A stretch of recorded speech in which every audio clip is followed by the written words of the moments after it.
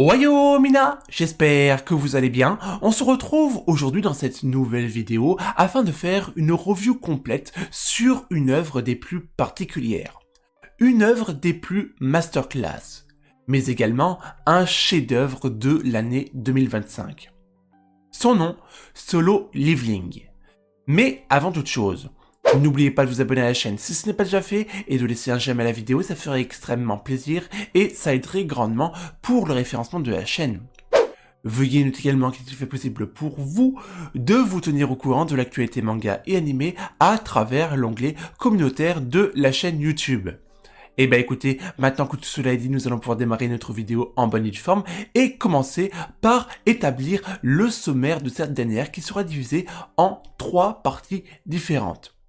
La première partie sera consacrée à lister l'ensemble des informations que nous savons à propos de l'œuvre de Solo Leveling. Ensuite viendra la deuxième partie où là, je vous donnerai mon avis personnel sur la saison 1 et la saison 2 de l'anime. Puis, nous conclurons avec la troisième et dernière partie où là, je pronostiquerai les résultats de Solo Leveling par rapport aux Anime Awards 2025 qui se tiendront ce week-end et qui seront présentés par Crunchyroll. Et bah écoutez, maintenant que nous avons terminé avec l'introduction de la vidéo, puis le sommaire de la vidéo, nous allons pouvoir démarrer en bonne et due forme avec la première partie de notre vidéo. A tout de suite.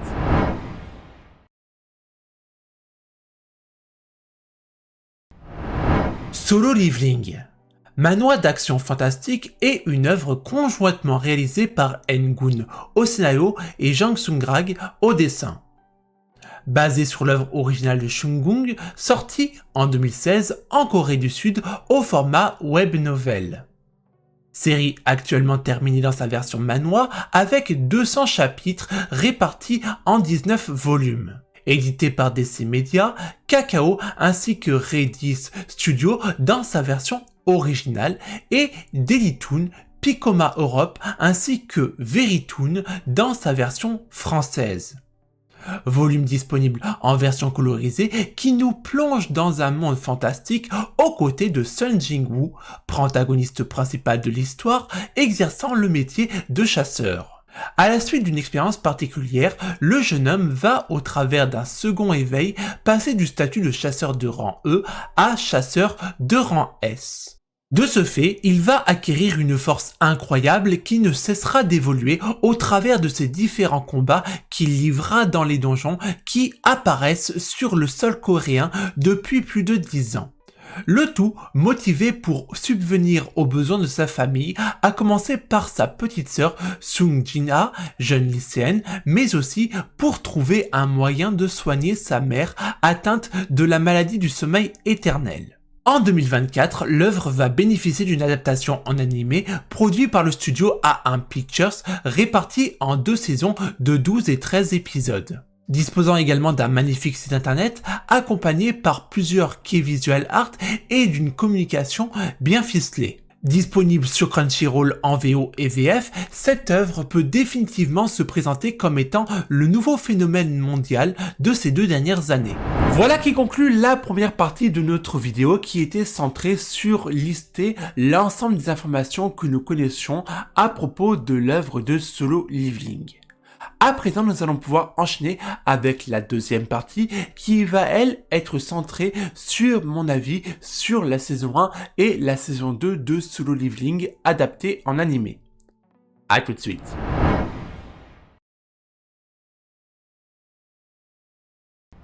Qu'est-ce que j'ai pensé de la saison 1 et de la saison 2 de l'anime Solo Leveling?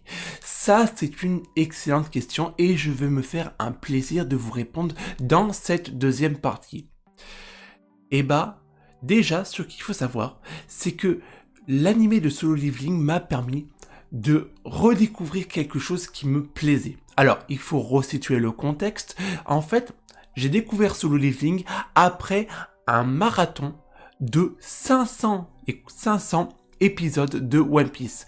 Précisément, je m'étais fixé comme objectif de regarder tout One Piece avant sa reprise le 6 avril dernier. Et je me suis fait de l'arc de l'île des hommes poissons à la fin de Wano Kuni sans interruption. Sans interruption. Autant vous dire qu'à la fin, j'en pouvais plus. Et quel a été, après une petite pause bien évidemment, le premier animé que j'ai regardé après One Piece? C'était Solo Leveling. Et là, j'ai découvert le Graal. J'ai découvert le Graal. Pourquoi? Parce que c'est une masterclass. Je vous l'ai dit en introduction de la vidéo, je le pense tout à fait et je le pense pleinement. Cette œuvre, c'est une véritable masterclass parce que tout est parfait. Les character designs sont extrêmement bien réalisés. Ils sont propres à ce qu'on a dans le light novel, le web novel, etc., etc. À côté de cela, on a toute la partie qualité de l'animation. Là aussi, c'est une dinguerie.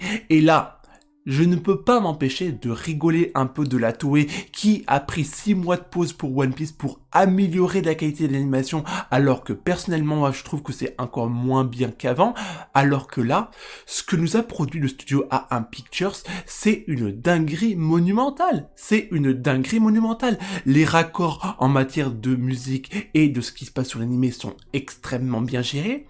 Les effets visuels, j'en parle même pas. D'ailleurs, soit dit en passant, en ce qui me concerne, sur la saison 1 et la saison 2, c'est crescendo, ça ne fait que monter. Ensuite, il y a également toute la partie OST, là aussi c'est une dinguerie monumentale. Et en plus, aussi et surtout, il y a aussi un point qui m'a extrêmement bien plu durant la saison 1 et la saison 2 de l'animé, c'est le rythme auquel ça se passe. Il n'y a pas de moment où c'est lent, où c'est plan-plan, et ça c'est extrêmement bien géré. Alors oui, ok, d'accord, je suis d'accord avec vous, ça dépend surtout de ce que ont fait les différents auteurs. Là-dessus, il n'y a pas de souci. Mais c'est vrai que, par parcimonie, c'est vrai que ça peut être un peu plus lent que ce qui se passe dans le manga, et là, non, on ressent absolument aucun ralentissement par rapport à l'adaptation en animé, et ça, je trouve que c'est un très très bon point positif. Autre chose qui m'a extrêmement plu, c'est l'homogénéité. Alors là, qu'est-ce que je suis en train de raconter par l'homogénéité? C'est par rapport au personnage de Solo Leveling. Je vais pas y aller par 4 chemins. Quand je découvre un animé, en règle générale, il y a toujours une dynamique qui s'impose par rapport à les personnages, soit parce que je préfère les personnages masculins aux personnages féminins, soit à l'inverse, je préfère mieux les personnages féminins aux personnages masculins. C'est le cas avec certains animés comme Windbreaker ou alors Kaiju numéro 8, par exemple. Mais on en discutera un peu plus tard. Mais avec Solo Leveling, c'est un tout harmonieux. Tous les personnages masculins sont ultra charismatiques, ultra bien réalisés, et je parle même pas des demoiselles et des dames. Parce que avant de découvrir l'œuvre, je lisais certains commentaires disant que Solo Leveling possédait le meilleur packaging de personnages en matière de character design, et bah là, je suis forcé de constater que les personnes qui disaient ça avaient totalement raison, et je suis avec eux à 100%. Franchement, moi, j'adore. Que ce soit Sung Jin-woo, The Masterclass. J'ai pas peur de dire que juste Sung Jin-woo met en orbite One Piece, à lui tout seul. C'est une masterclass. Sung Jin-woo satellise One Piece, littéralement. J'ai pas peur de le dire. Ensuite, il y a également la chasseuse Cha. Il y a Beck, il y a Sun Jun-ho, etc. Enfin, je me trompe un peu peut-être au niveau des noms des différents personnages. Encore une fois, c'est du coréen. Et franchement, c'est la première fois que je lis du coréen, donc mea culpa si je me trompe, et excusez-moi. Mais le fait est, c'est que c'est une dinguerie. C'est une dinguerie. Et j'en connais qui doivent prendre des leçons par rapport à la réalisation globale de la saison 1 et de la saison 2. Après, quelle est la saison que je préfère le plus entre la saison 1 et la saison 2? C'est la saison 2, bien évidemment. La saison 2 est bien mieux que la saison 1. Déjà, par rapport à son opening. Bon, après, là, je vais dire la vérité, je suis un grand fan de tout ce qui touche aux OST, aux musiques de Lisa. Et là, l'opening a été réalisé justement par Lisa. Donc là, c'était une évidence absolue que j'allais adorer l'opening. À côté de cela, il y a tous les effets visuels, avec surtout ce qui se passe sur l'île de Jeju, avec la fourmi, la fourmi, on en reparlera juste après, mais moi, quand moi je vois ce qui se passe justement sur l'île de Jeju, bah moi ça me fait un peu penser à Hunter x Hunter. Et là aussi, bah, c'est aussi une dinguerie. Mais dites-vous une chose, c'est qu'à 90%, c'est une dinguerie en ce qui me concerne. Moi, si je devais mettre une note sur les 2 saisons de Solo Leveling, je mettrais un 4 sur 5 et je mettrais pas de 5 sur 5 parce que j'estime, encore une fois, que la perfection n'existe pas et qu'il y a toujours possibilité de mieux faire. Après, ça n'incombe que moi. Mais le fait est, c'est que j'ai adoré Solo Leveling. Et pour vous dire la vérité, et dites-vous que ça fait à peine un mois que j'ai terminé la série, j'ai eu le temps de la refaire une 2e fois. Et même, je suis en train de la recommencer une 3e fois. 3 fois Solo Leveling saison 1, saison 2 en l'espace d'un mois et demi à la louche, ça fait quand même beaucoup.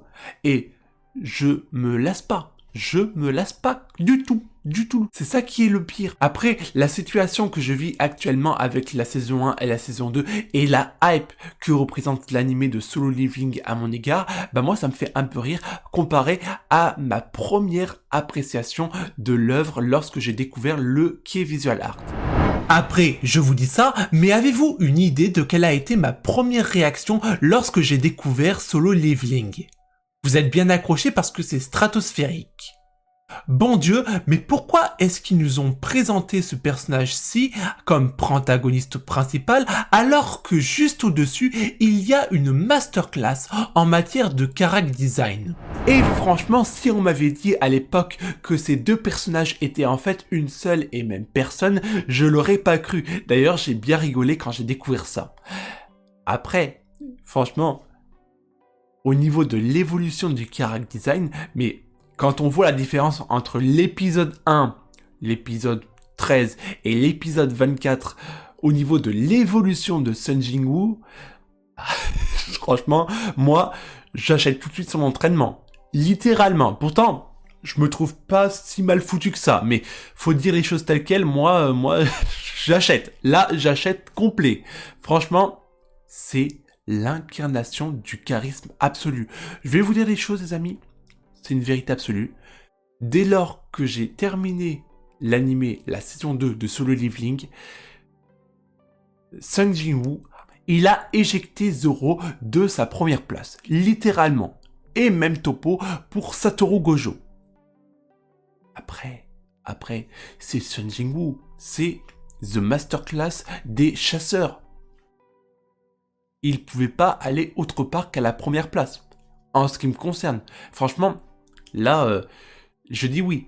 Et à côté de cela, il y a également tout ce qui s'accentue par rapport à sa puissance. Le personnage, il a toujours un coup d'avance sur tout le monde. Mais regardez ce qui s'est passé avec le chef de guilde Goto, je crois que c'est comme ça qu'il s'appelle.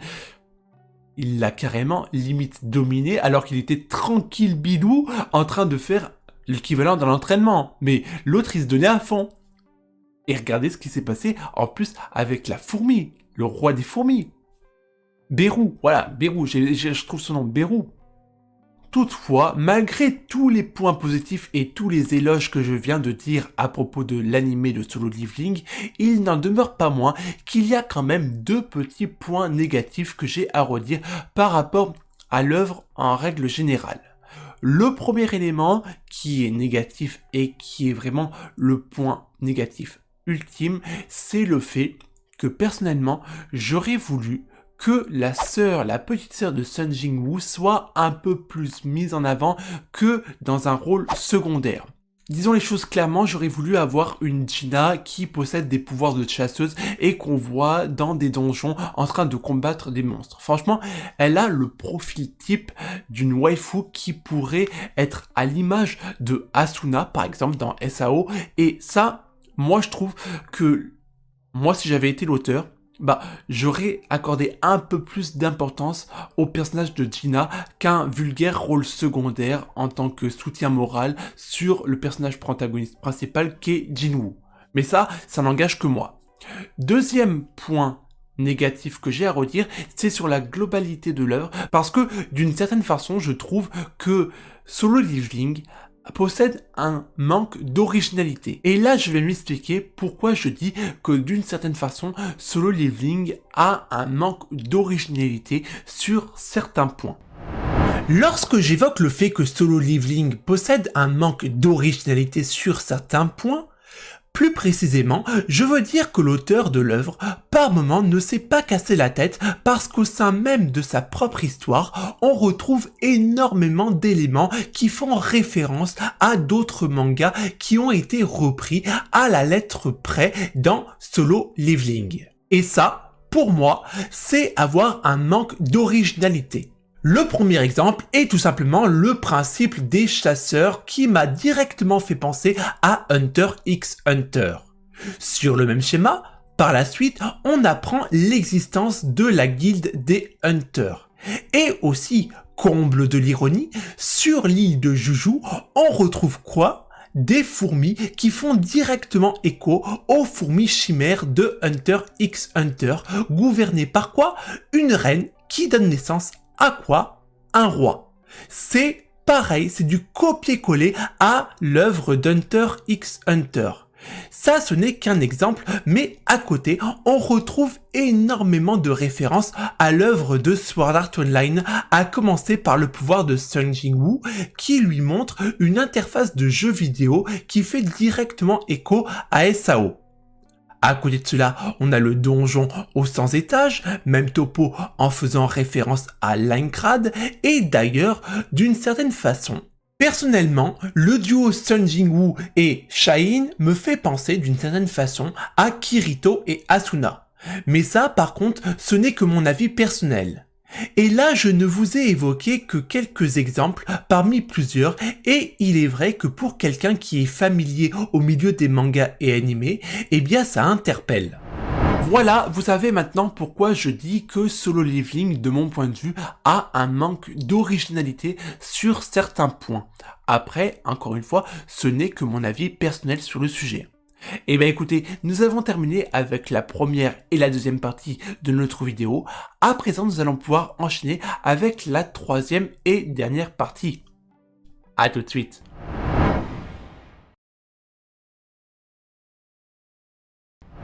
Ce week-end, c'est les Anime Awards 2025 présentés par Crunchyroll et Solo Leveling se présente comme un des favoris pour recevoir un maximum de nominations.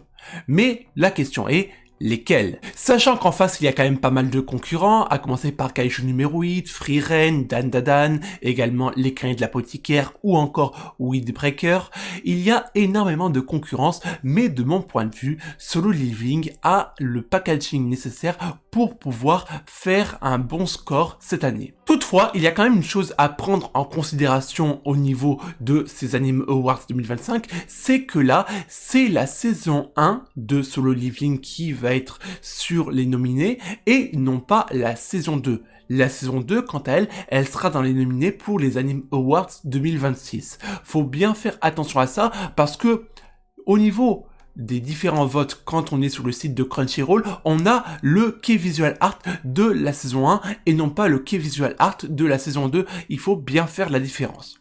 Toutefois, ça ne change pas grand chose à la donne. De mon point de vue, je pense qu'il y a plusieurs catégories où Solo Leveling va rafler la première place. Ça va commencer par la catégorie, et ça c'est sûr et certain, de la meilleure nouveauté.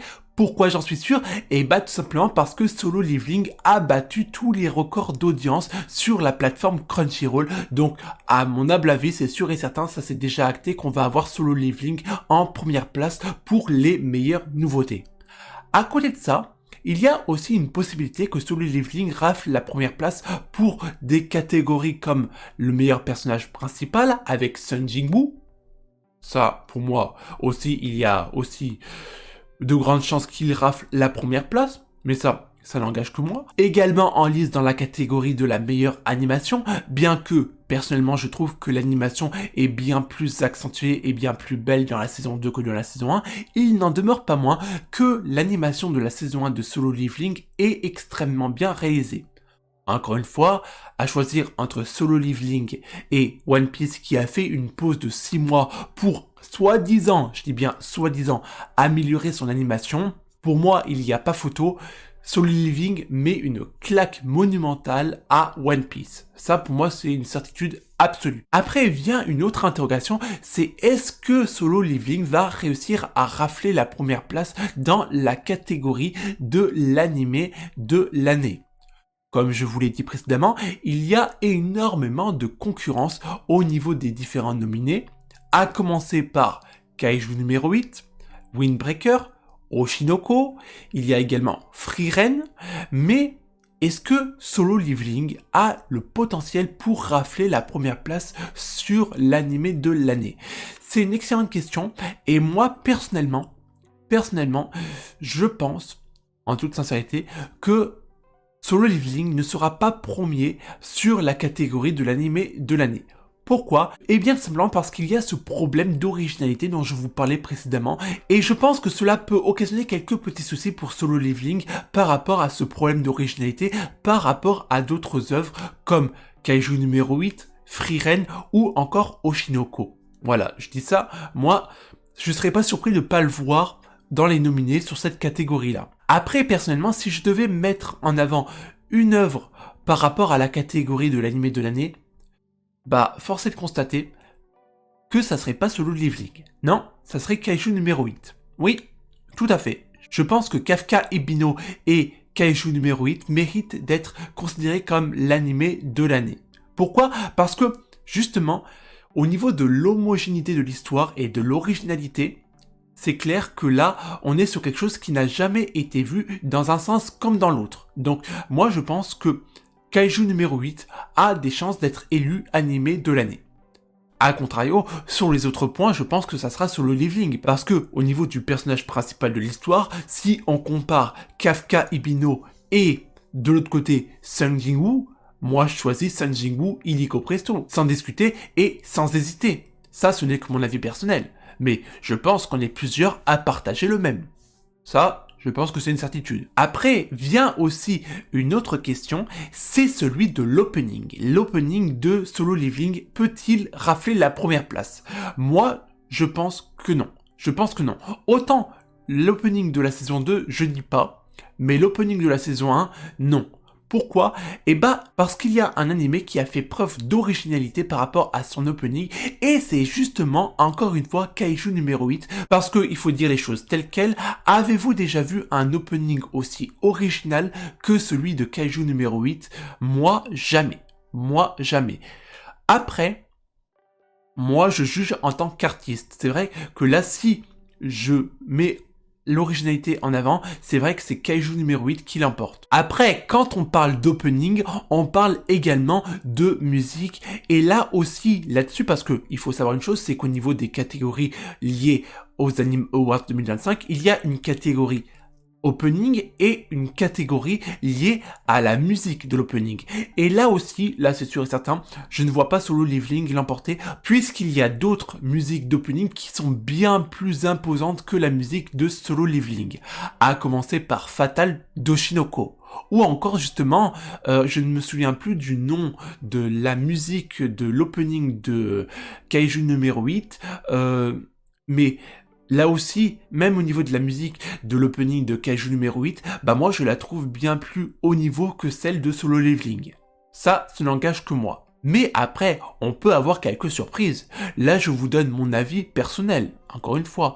Après, on va voir si je vais être un visionnaire ou pas. Quoi qu'il en soit, j'ai envie de vous dire qu'on va être assez vite fixé, puisque les Anime Awards 2025 se déroulent ce week-end, et on aura une réponse dimanche, donc on peut se donner rendez-vous la semaine prochaine pour faire un débriefing et voir si j'ai été un visionnaire ou pas par rapport à Solo Leveling. Et bien voilà, cette vidéo est à présent terminée, j'espère qu'elle vous aura plu. De mon côté, je vous souhaite de passer une bonne journée, une bonne soirée, quel que soit le moment où vous regardez cette vidéo. Nous, on est amené à se retrouver au cours d'une prochaine vidéo. D'ici là, portez-vous bien et surtout, n'oubliez pas l'essentiel. Janet